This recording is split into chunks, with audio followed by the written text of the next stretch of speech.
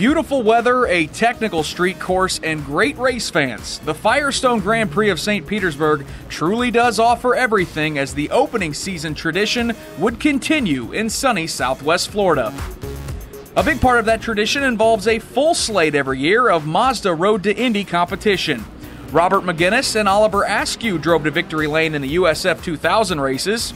The big winner in Pro Mazda was Anthony Martin.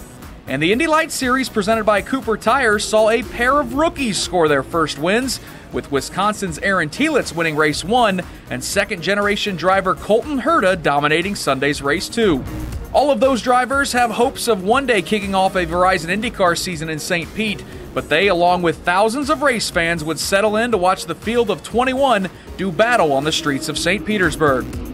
Will Power would lead the field to the green flag and everyone would make it safely through turn number 1. That wouldn't be the case, though, in turns 2 and 3. A chain reaction wreck would leave Graham Rahal's car wounded in the middle of the racetrack, but Charlie Kimball, Carlos Munoz, Mikhail Aloshin, Elio Castroneves, and J.R. Hildebrand would all catch a bit of the opening lap carnage. When the race restarted, things would heat up front, and the mayor of Hinchtown, James Hinchcliffe, would pounce, grabbing the top spot from Power. Things were all downhill from that point for Will Power, as engine issues and drive-through penalties would doom his once promising day to a 19th place finish.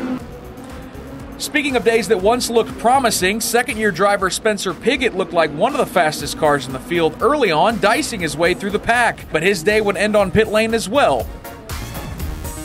A second full-course caution would fly for contact between Tony Kanaan and Mikhail Aloshin, and it could not have come at a worse time for the leaders as they get shuffled to the back. Simon Pagenaud would inherit the lead after starting 14th, and Sebastien Bourdais would cycle into second after starting 21st. The two would put on a great battle for the lead, and on lap 36, Bourdais would make the move on his countrymen and steal the lead away from the defending series champ. Carlos Munoz would be the first driver to officially retire from the event when mechanical issues would force his ABC Supply Chevrolet to pit lane. The unsung heroes of the sport would get their opportunity to shine around lap 82 when both Bourdais and Pagenaud would bring their cars to pit lane for the final time. In the event's final 20 laps, the leaders would slice their way through lap traffic, with Pagenaud hoping Bourdais would either be held up or make a mistake. That simply wouldn't happen, as Sebastien Bourdais would power his way to victory lane, taking Dale Coyne Racing and Honda to a surprising season-opening victory. The race saw just 2 cautions for 8 laps, and the win is the 36th of Bourdais' impressive career, breaking a tie with Bobby Unser for 6th on the all-time victory list.